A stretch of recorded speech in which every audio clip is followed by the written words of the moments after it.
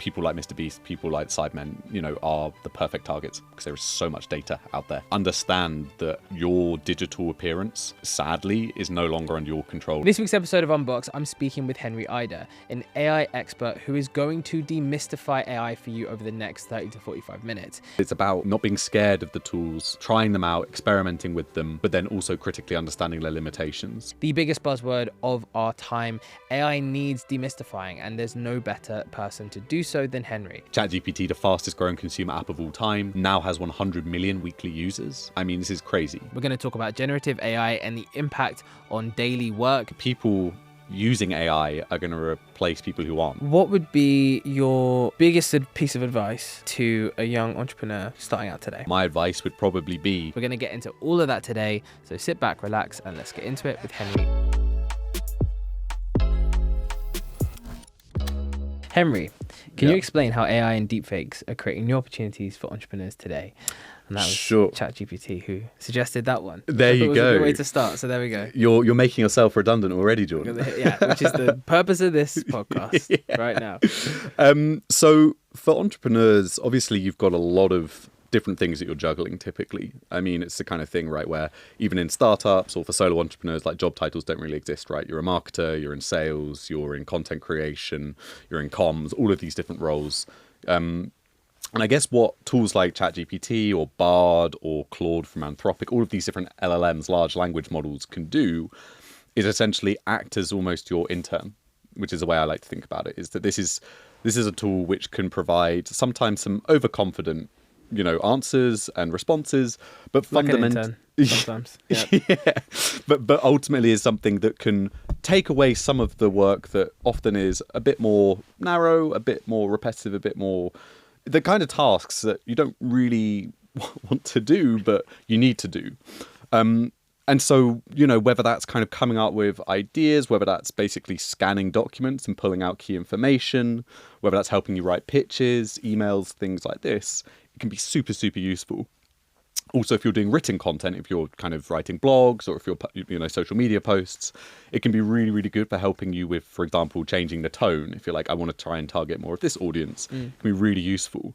This all comes, though, with that caveat, which is you wouldn't let the intern send something off without you having a look over it, right? And that's something that many people are doing, which kind of has mixed results. Sometimes you get away with it. Other times it will have confidently, can I swear on this podcast? Yeah. It confidently bullshits, right? About something that it has, not much awareness of or is hallucinating, which is this term for when AI essentially makes up facts or case studies or events that have never happened. So it can be really useful as kind of a co-pilot, something that you offload certain tasks to. And, I use it in my day-to-day life. But what do you use out of interest? So I use it for, when I'm writing sometimes, say, LinkedIn content, I will try and get a second set of eyes, so to speak, on it, because my background is quite academic.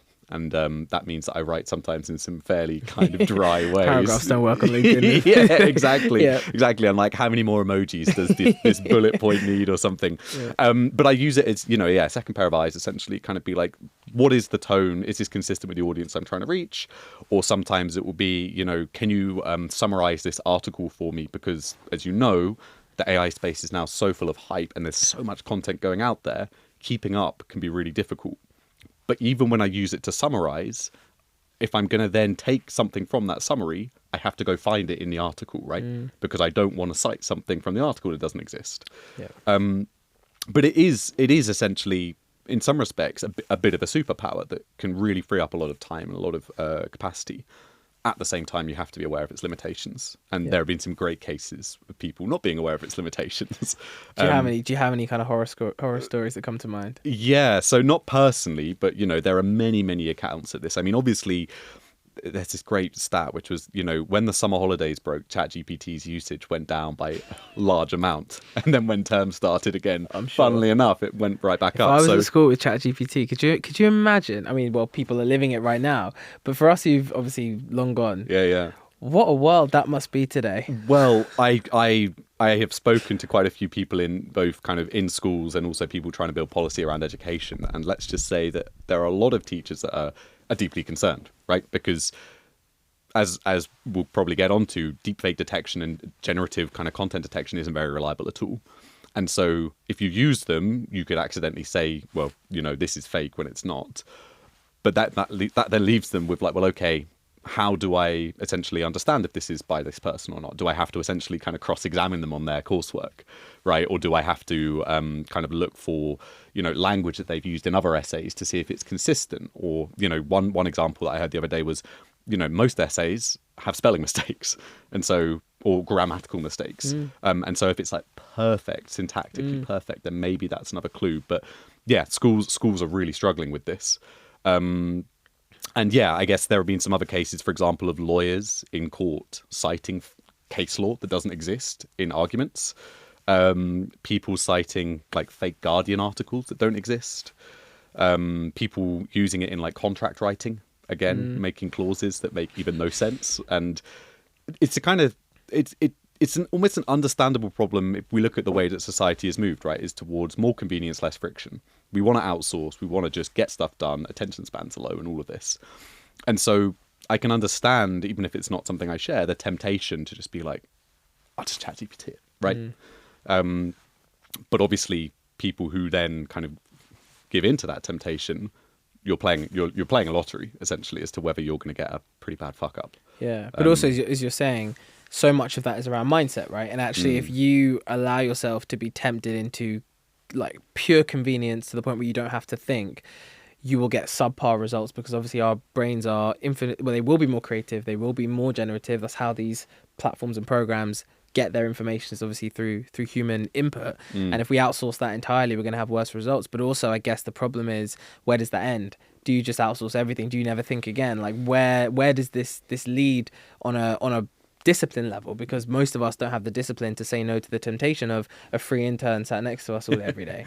Yeah. So the critical thinking question is a really big one. It's a really interesting one because, again, I mean, if you go back to, let's say, the 50s, your grandparents' generation, for example, I mean, what the internet and digital media have done to society for them might look kind of dystopian on one level, right? People don't pay attention to anything anymore. Look at all of this fake news that's now spreading that wasn't able to spread in the same way. Tools like Grammarly mean that no one ever has to actually learn how to spell anymore. It just gets fixed by a machine. No one actually intentionally listens to music anymore. They just let their Spotify autoplay just run all day, right?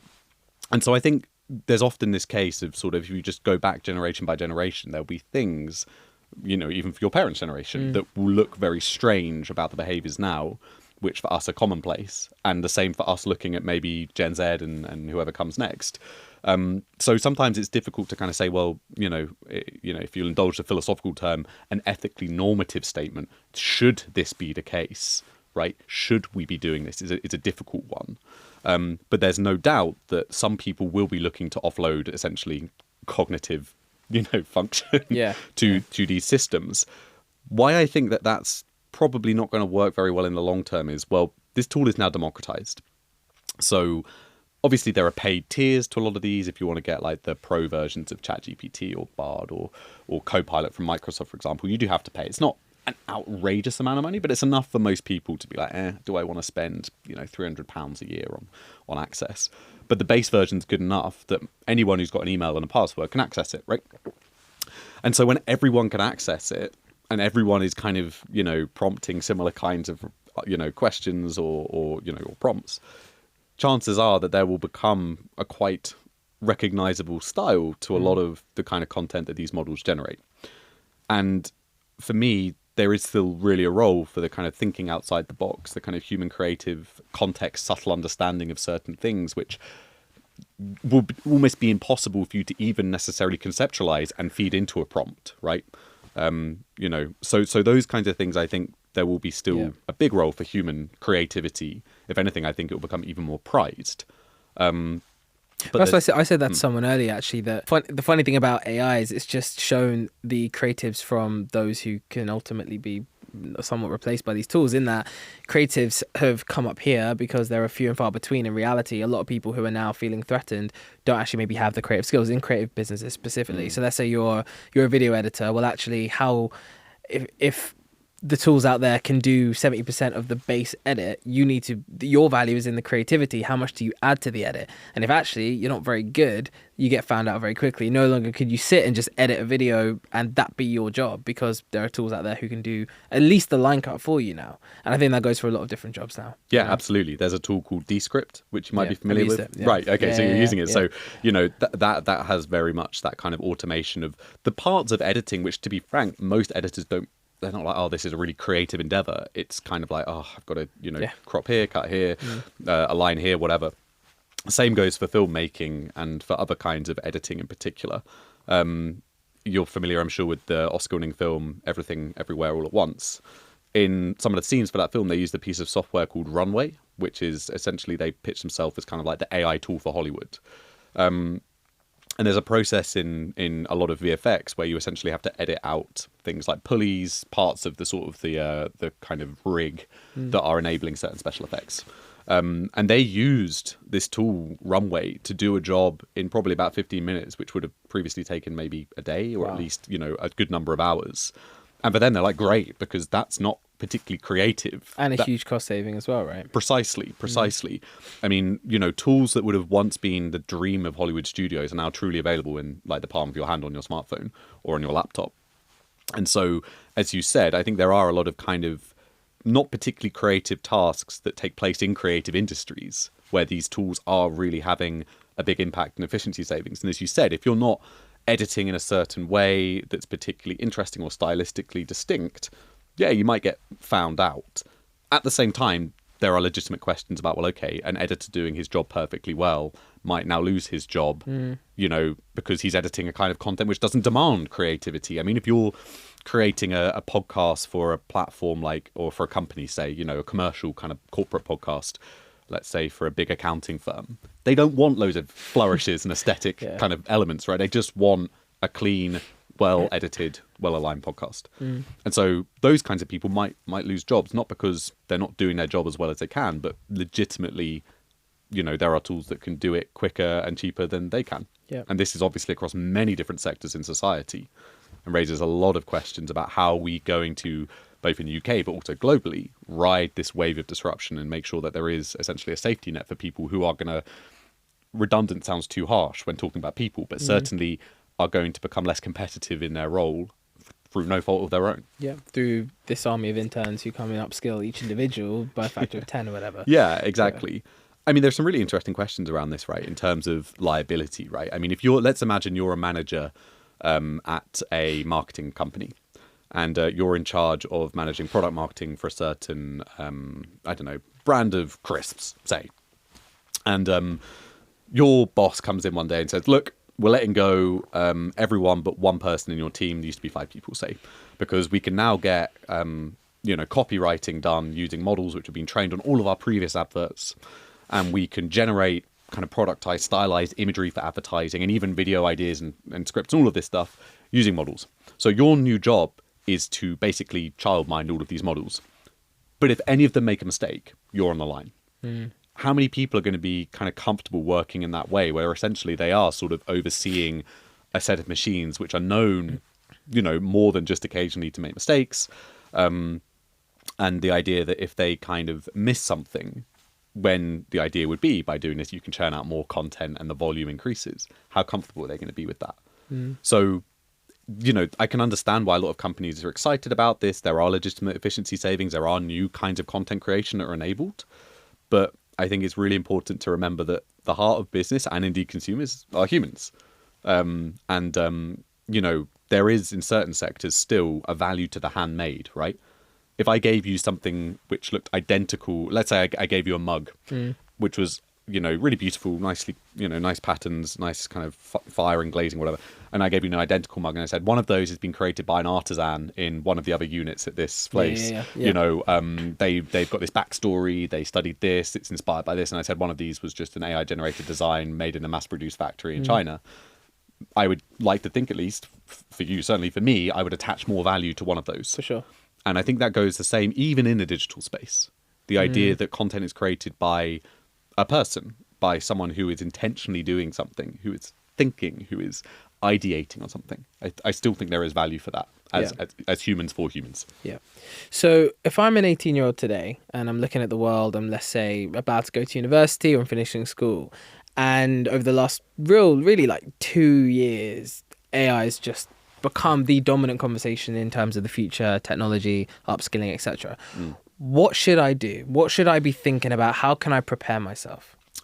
Yeah, that's a really good and difficult question. And if I'm honest, I'm quite glad that I'm not an 18-year-old now. Same. For many reasons, but particularly because of the AI situation. And this is, mentioning here kind of like AI anxiety of people who believe their jobs that they've been trained for a while have been made redundant. There's a different kind of anxiety from young people who are like, well, okay, what jobs are going to even be left to start training for in the first place? I think that kind of anxiety is maybe a little bit exaggerated. But for sure, I think they're growing up in a completely different landscape of resources and tools. If you were 18 at the dawn of, say, word processing on computers, you would have been thinking in a similar but different way about how these tools might be changing the landscape of how information is processed in organizations, how you share documents instead of, faxing and writing on typewriters or whatever it might have been, how that transition is going to take place. And I guess it's a similar situation here, right? New tools are emerging, which are going to change the workplace, which are going to change the kind of skill sets that employers are going to be looking for. And I guess one thing I would say, and it's a really cliched phrase, everyone is saying this, but there is truth to it, which is, in my view, people using AI are going to replace people who aren't. It's not that AI on its own at the moment, although we'll come back to that maybe in terms of the future, but at the moment, that's not going to be the situation where AI is just going to replace people whole cloth. But people who are using AI to make their workflows more efficient, to produce better content, to produce more kinds of content, to pass or understand information more quickly, those are the people who are going to get ahead. And you have seen, no doubt, Jordan, like the excitement from big businesses and companies about like investing in these tools for their own organizations, adopting it within their kind of own workforce is pretty high. So I think that these kinds of young people, my advice would probably be, don't be scared of these tools, play with them, understand them, understand what they can do, understand what they can't do. Get a sense of both the kind of strengths and the limitations of the tool sets. And when you're using them, and again, something we might come on to, is transparency is key. So for me, I think the future of these kinds of tools is going to be one where we disclose their use, hopefully, not from a sense of like guilt or kind of like admitting that we've done something wrong, but just from a sense of, like this paragraph is like partially generated via ChatGPT, or I use ChatGPT to change the style of the phrasing on this sentence, or things like this, right? In the same way that if you're writing an essay, you reference your sources. So the bottom line for me would be sure to experiment, enjoy the process of seeing what these tools can do, whether that's image generation tools, whether that's editing tools, whether that's language, text generation tools, audio generation tools, video generation tools, all of these different kinds of generative models. Play with them, understand what they can do, and understand, well, okay, if you're passionate about film, or if you're passionate about content creation, how can that take your work to the next level? And what are the things that it doesn't do well that you can then say, well, look, I use this in this way to make this more efficient and more effective, but I'm also really good at the things that it can't do well. That would be my broad advice. That makes sense. And what are some of these tools? Like if I'm, again, young, what should I be learning? What should I be upskilling in?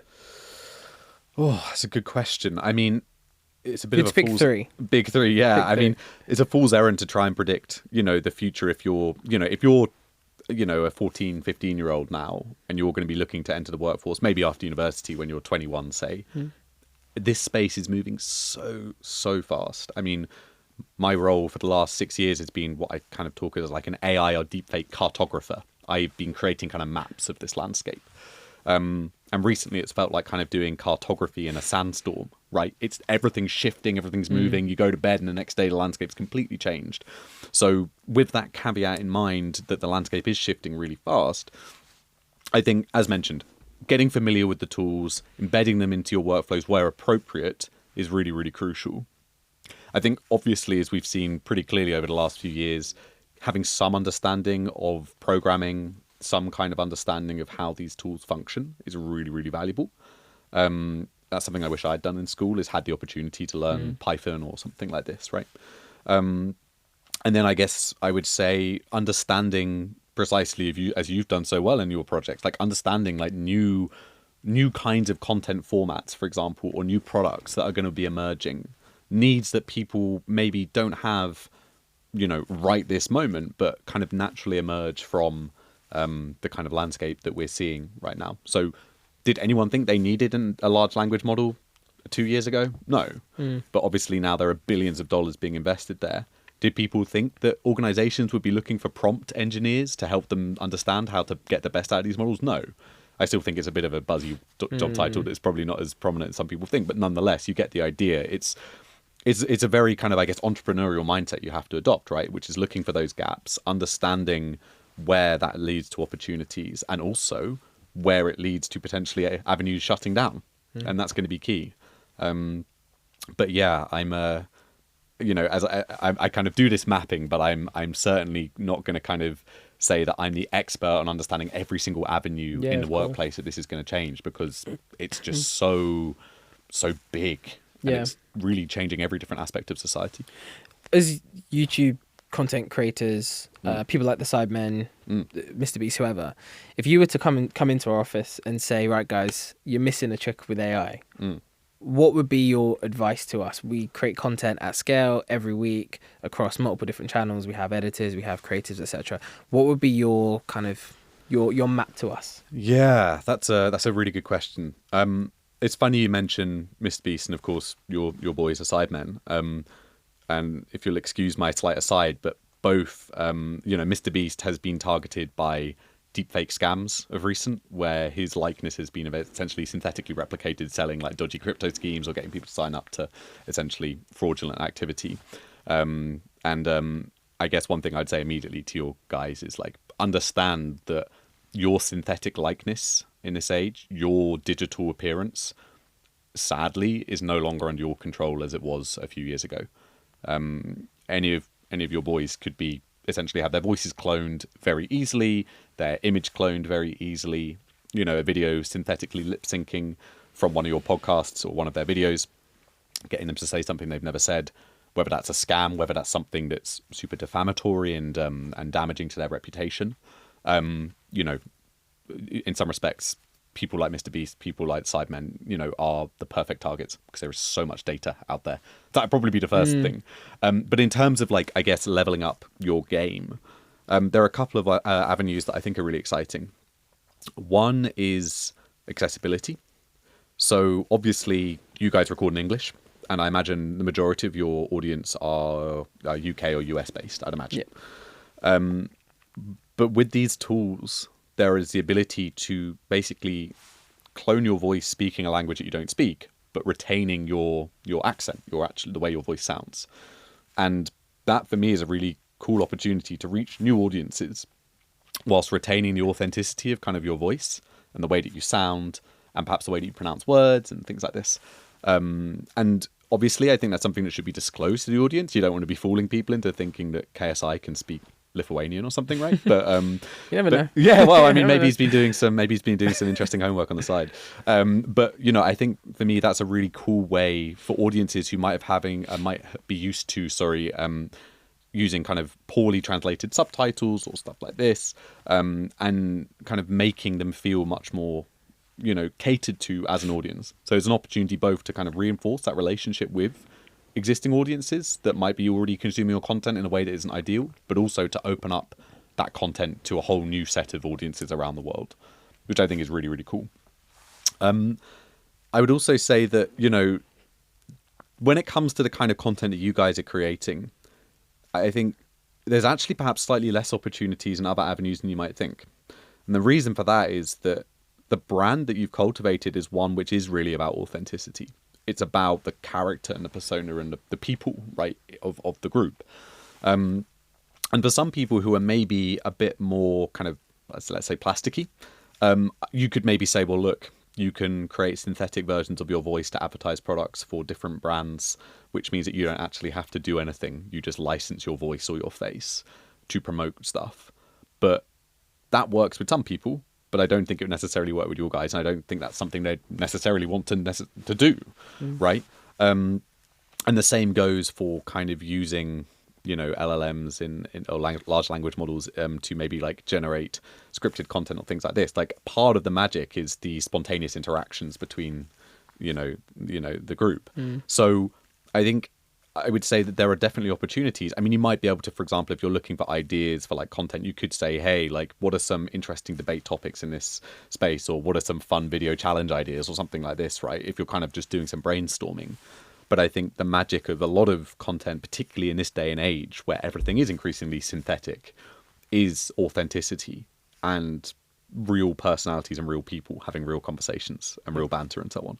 So I would say, you know, as I said earlier, play with it, but understand the limitations. And limitations for someone who's writing copywriting for a pretty boring brand is not going to be the same as the limitations for you guys building content around authentic voices for people who really respect and have the sometimes parasocial relationship, but those kind of really strong bonds with those individuals as those individuals. Yeah. Looking into 2024 now, what are your biggest predictions as this cartographer of AI? What do you think's coming? Yeah, so I think something like, I heard this on The Rest is Politics, which I sometimes listen to, you know, popular politics podcast. I think it was something like 2 billion people are voting next year in democratic, you know, elections. Huge. The most people have ever voted ever. If they show up, right? Sorry? If they show up, right? If they show up, yeah. I guess 2 billion people are eligible to vote. Yeah. Good clarification. That is a huge amount of elections around the world. And one topic that I've been asked about consistently since 2018 has been, you know, are deepfakes going to start really disrupting democratic processes? Deepfakes, by which I mean kind of cloning voices, faces to say things people have never done or never said in malicious contexts, right? And that was typically around the US election. So like every midterm or presidential election, I get all of the media in the US kind of being like, is this going to be the one? And I'd often say, no, the opportunity cost is too high. Why would you spend all those resources generating something which ultimately isn't that good when you could just use more traditional forms of media manipulation to create lots more content, which is still pretty effective? That formula has fundamentally changed over the last couple of years. And the question of whether deepfakes can kind of disrupt democratic processes and kind of spread disinformation is not really hypothetical anymore. It's much more about, well, is this going to be a really intense impact, or is this going to be something where, yeah, there's some impact, but it's minimal? So a couple of examples. There was an election in Slovakia a couple of weeks ago where the pro-Russian candidate won that election, which was, you know, significant within the kind of European context. But the opposition candidate, who was very pro-EU, was targeted by synthetic clones of his voice, saying that, I believe, I think it was saying, fact check me on this, but I think it was saying that, you know, we're going to rig the election. And this spread on Telegram, the messaging app, and, you know, a lot of people seem to have been fooled by that, thinking that was real. So arguably, we've already seen potentially an election that's been affected by this. We've also seen deepfakes of people like Joe Biden saying that trans people shouldn't have rights. This Democratic Senator Elizabeth Warren saying Republicans shouldn't have the right to vote in the next election because that's a danger to society. More recently, we've had deepfakes of the Republican candidate, a senator for Florida, Ron DeSantis, saying he's dropping out of the presidential race because of his bad performance. Again, all fake. And there are varying quality, but the direction of travel is it's getting better, right? And even in the UK, we saw a deepfake of Keir Starmer, a voice deepfake of Keir Starmer, come out a couple of weeks ago, where he was essentially, you know, swearing at an assistant, or it appeared that he was swearing at an assistant. And it was presented as kind of like a hidden recording, right? So the media would really struggle to say, well, okay, we found the original recording of that press conference and the lips have been changed, right? These kinds of situations are a nightmare. They're really difficult to deal with. And so one of my big predictions is we are going to see some impact on potentially a UK election next year, definitely the US election next year, and many others around the world. And as I said, it's no longer a hypothetical threat. Another avenue, I think, is AI-generated video. It's going to get much better. We've seen massive improvements there. So being able to prompt certain videos. And there have been some really like surreal kind of creepy ones you might have seen of like Will Smith eating spaghetti, and it's like some kind of like nightmarish stuff, right? Yeah, it's really grim. Or of like a pizza commercial created by AI, and it's just, again, it's like some fever dream, right? But again, the improvements, the challenges with video is kind of like spatial temporal consistency, i.e. like tracking an object consistently across frames, across time, right? But I think we're going to see big improvements there. I also think we're going to see many more tools which are kind of multimodal, a phrase you might have heard in the context of large language models being able to like look at documents, not just generate text. So you can upload a PDF now to ChatGPT and say, find me the top line points on this which are related to remuneration, for example, and it'll just pull out all of that information. But I think we're going to start seeing a lot more in the way of kind of large language models that maybe have like a voice module attached that can then generate really hyper-realistic speech, potentially in your voice, potentially in other people's voices, or just human-sounding realistic voices which are unattributed. Same goes for, in the video space, you might be able to get audio-visual, not just visual content. And then I guess the final thing is a frontier, which maybe 2024 is a bit early, but is probably going to be the use of AI agents, moving from Copilot to autopilot. So at the moment, you have to prompt into a model and then take that output and use it, right? So if you want to do copywriting, you have to say, generate me something like this, and then you have to put it into the blog post and then WordPress or whatever, and then post it and then do the social copy and all of that. AI agents, fundamentally, you set almost more tasks. So you might say, for example, generate me a campaign that's going to increase audience retention in terms of viewing duration, on this video. And that might be the model helping to create the most engaging headline. It might be about understanding from a kind of like a plan how to like structure an episode in a really engaging way. It might be about the marketing copy that you then put out on socials, right? And so this idea of like almost setting an AI agent on its own kind of track and just letting it go is really, really interesting. A story came out yesterday about 2 AI agents that negotiated an entire contract. So Did they do it well? Well, that's a good question. I didn't get to read the contract. That's a risky game, that Well, is. it certainly is, but it automates the entire process from essentially inputting the text to basically getting the document ready to sign. So technically, the only involvement that would be needed from the human is to sign the line. Wow. But obviously, you don't want that to be the only human what am I interaction. signing? Yeah. Yeah. The robot doesn't have to go through with the contract. Yeah, right. You know, I'm sure the Sidemen would be very unhappy if you got them a contract. We would be fired. Absolutely. Right. Rightly so. Yeah, exactly. So obviously you still want humans to read that. You still want them to have some input. But this is what I find really interesting. We were talking earlier about, large language models generating these hallucinations and people taking them as real and just kind of sending them off or referencing or citing them. This like puts that on steroids. It's like you could get entire contracts generated and just sign them, and some people will do this. Yeah, right? yeah, It's not really a question of if, it's when. And in many of these contexts, I think this sort of even greater outsourcing to AI without the kind of due respect for the limitations of those models could end really badly. But even if, for example, you're monitoring an AI agent that's doing this stuff, there's still the chance that it could, in real time start posting stuff on social media, which you're like, fuck, I didn't want it to say that. Like, oh my God, it's gone off on a crazy tangent. It's kind of like the crazy example of like, well, how do you reduce car crash fatalities? And one way that you can do that is by destroying every car. You get zero. Right? Yeah. And so these are the kinds of logic that you've got to make sure that these models are aligned to avoid, right? It's like, well, how do you get the best engagement on a post? Say a load of racial slurs and you'll get loads of engagement. Oh, no. Yeah. Not good engagement. Not good engagement. So you've got to make sure that the models are aligned with the nuance. Exactly. And the values that you're kind of setting. So, but I think that's going to be, these models they're really not very good at the moment in most cases, but I think they're going to be the next big thing after the kind of generative hype cycle has died down a bit. It's going to be these agents that you can set off and do, and kind of let them to their own devices to do your bidding, so to speak.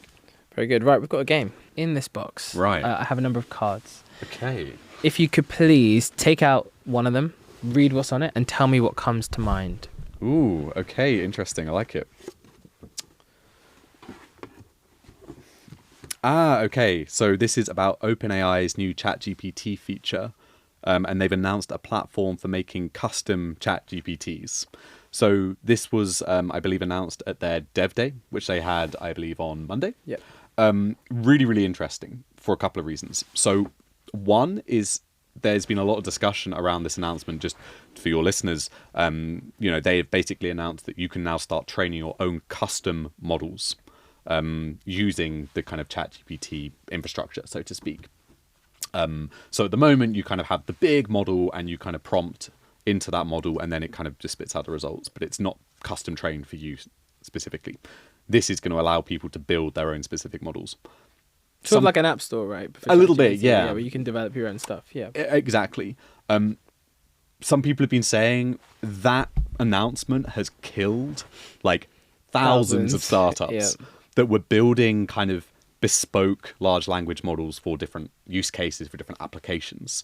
And so there have been quite a few very sad sounding entrepreneurs on LinkedIn and Twitter saying, I've got nothing left.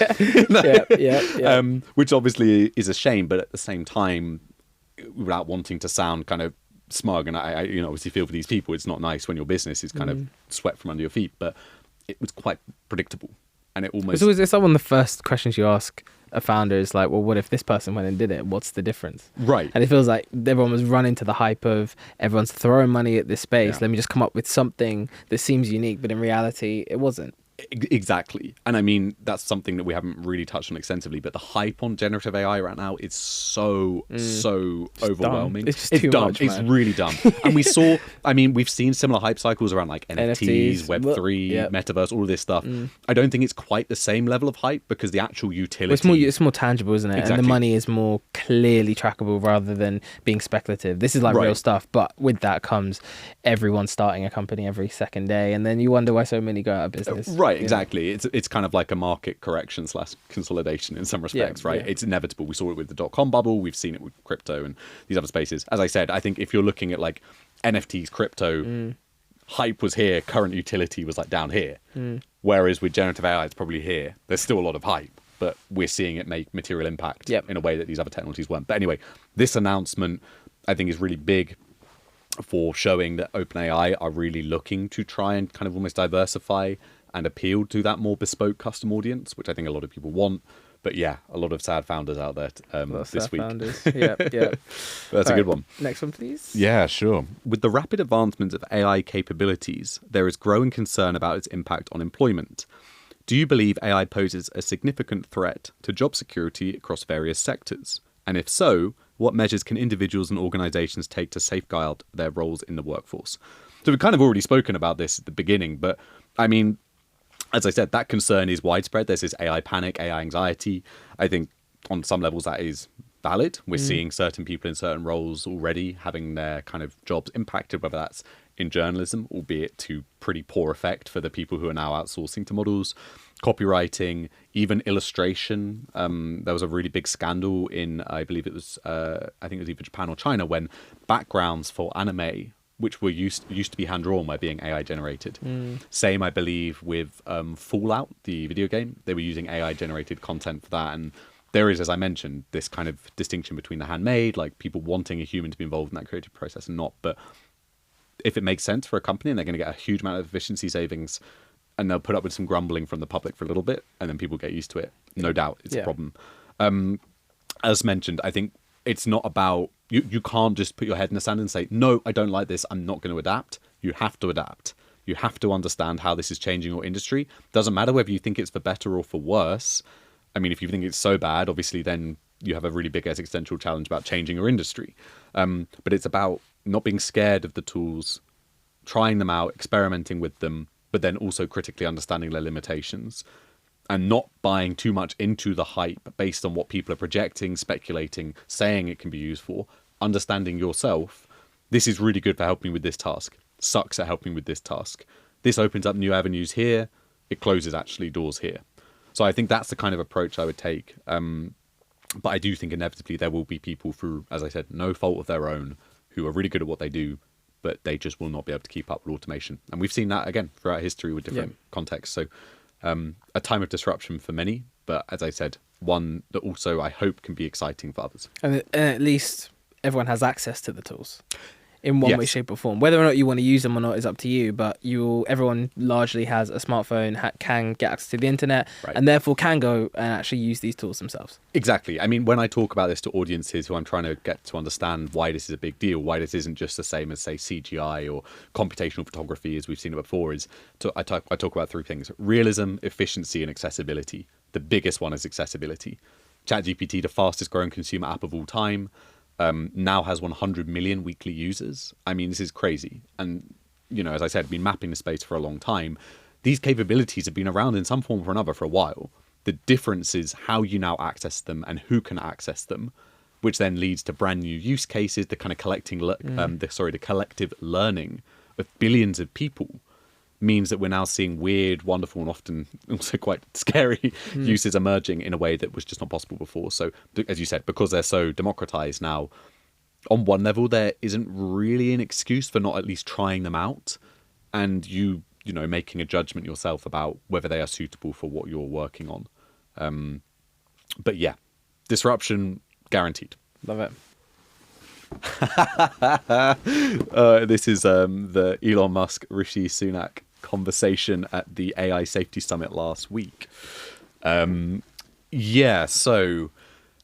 I have some thoughts. Yes. So in general, the AI Safety Summit, for your listeners who may not be aware, was the UK organised this global summit at Bletchley Park, which is where Alan Turing did a lot of his work during World War II to crack the Enigma code, kind of the almost like the birthplace of kind of modern computing, I guess you could say. Even if Milton Keynes and Bletchley isn't perhaps the most glamorous location, which it definitely isn't. But but fair enough. And this brought together world leaders to discuss some of the kind of the risks around AI and what they called frontier models. That is kind of the rapidly emerging kind of medium-term future for how AI is developing. And so they came to some agreements. They kind of signed a memorandum, I believe, around the kind of catastrophic risks that AI could pose if not developed responsibly. It was signed by, I believe, 28 countries. But also as part of this AI Safety Summit, which took place in London as well, Rishi Sunak hosted a conversation and interviewed Elon Musk. And I don't know if you saw it, Jordan. Yeah, saw the clips. Right, but I was a bit uncomfortable with the dynamic, which was that Rishi Sunak seemed very excited and very kind of chipper to be doing this interview, and seemed like there was a bit of the power balance was bizarre from the leader of a global country, the UK, with, okay, sure, the richest man on earth, but someone who, I think should be treated perhaps a little bit more critically. The way that Sunak was asking him questions was almost like he was kind of almost like an outside perspective, a commentator or someone who was a researcher looking in, as opposed to someone who has a horse in the game, right? He's got XAI, he's launched, they actually released their model on Sunday of this week. Grok. Terrible name. Yeah. But, so for me, was it a good thing to have him there for just kind of general presence? Sure. I mean, I have my thoughts on Elon Musk as a character and what he's done to Twitter. I'm refusing to call it X. But, there's no doubt that his voice carries and that he is a player in the space. And it's important to have him involved in some capacity.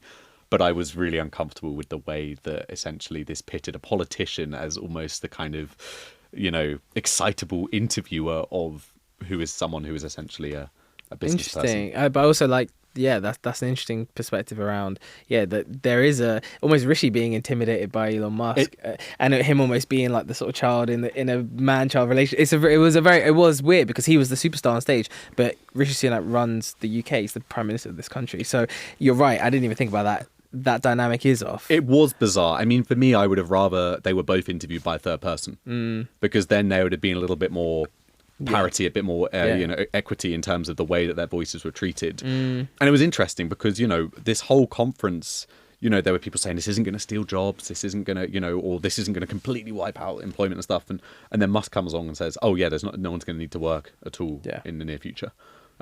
So as I said, a powerful voice, a voice that whether you like him or not carries weight. Carries weight, exactly. But the format was bizarre. Okay. No, thank you for that. And no worries. To close, what would be your biggest piece of advice in relation to AI to a young entrepreneur starting out today? Yeah, so I work with quite a lot of startups and people who are kind of young entrepreneurs looking to build in the AI space, particularly, but also with some entrepreneurs who have done incredibly well, who have now got unicorns or who are now running very successful companies. And the common thread amongst the ones who do really well is they typically don't follow, and they don't kind of cow to the pressure of the hype. And I think that's one thing I'd say is, as we just spoke about, right? There are many. There are entrepreneurs out there who are licking their wounds this week after this announcement. And as I said, for me, at least personally, it was somewhat predictable that this would happen. What that means to me is, okay, if everyone's really excited about generative AI, maybe wonder, oh, okay, are people, going a bit too far with this? Is the capabilities being overstated? Is this market getting too frothy? Is there an oversaturation? And then also understanding, like, is this actually generating value? Like, a phrase that I use often is, novelty isn't revolution, right? Like, just because something is novel and new and different doesn't mean that it's fundamentally going to change anything in a kind of like a longer term sense. And a lot of these AI products, I think, are going to have a bit of a reckoning when people get over the novelty of using them and actually start thinking, okay, but what's the actual value? Beyond the, that's neat. What is the actual value that's being generated? So that's for AI specific founders. I guess for general founders, for general entrepreneurs who are looking at the future and thinking, what can I build in various different sectors to kind of, generate value for customers and generate, a business for me. I think it is all about understanding kind of the forces that are going to be shaping the next decade, say. And, there are ways that you can build effective companies in very traditional molds and kind of just tweak, a bit like when I was doing academic studies, it's like a lot of the papers that were published were just like, this little bit here is I'm not sure about, right? And there's nothing wrong with doing that model, but I think if you're looking to try and build something that is really quite profound and really kind of has that potential to grow quite radically, it really is about looking at those trends, whether that's things to do with perhaps how quantum computing is potentially going to change things. That's a bit more longer term in terms of, computational resources, but then also, for example, well, what does this mean for encryption, right? Whether that is AI in this current framework being like, okay, I mean, for you, one interesting space is virtual influencers. I was talking earlier about the people loving your projects and the sidemen for those authentic voices, but in places like South Korea, there are entirely AI-generated characters. You might have heard of Lil Michaela as well, right? Like, completely AI-generated, millions of followers, modeling with Bella Hadid, doing adverts for BMW, talking about her mental health, as an AI-generated character, and it resonates with people. So understanding, like, how these technologies are fundamentally changing things, how they're opening up new markets, and how they're basically changing not just kind of business models, but also like value systems, about how society thinks about certain content, thinks about certain ways of communicating, buying, selling products. So that would be my rough advice. But I must say, I'm an entrepreneur in the sense that I advise big companies, I advise startups, I do speaking, I do lots of different things. I wear many different hats in my capacity as an expert on deepfakes and generative AI. But I don't have any employees and I'm not looking to build something mega. So you don't need them when you got ChatGPT. Yeah, there you go. I've got my army of interns. That's it. Army of interns waiting. And once the module is plugged in to give them a face and a voice. Yeah. No turning back from then. There we go. We're in a new world. Amazing. Well, Henry, thank you so much for coming on, mate. That was incredible. My pleasure. Really great to chat, John. Thanks for having me.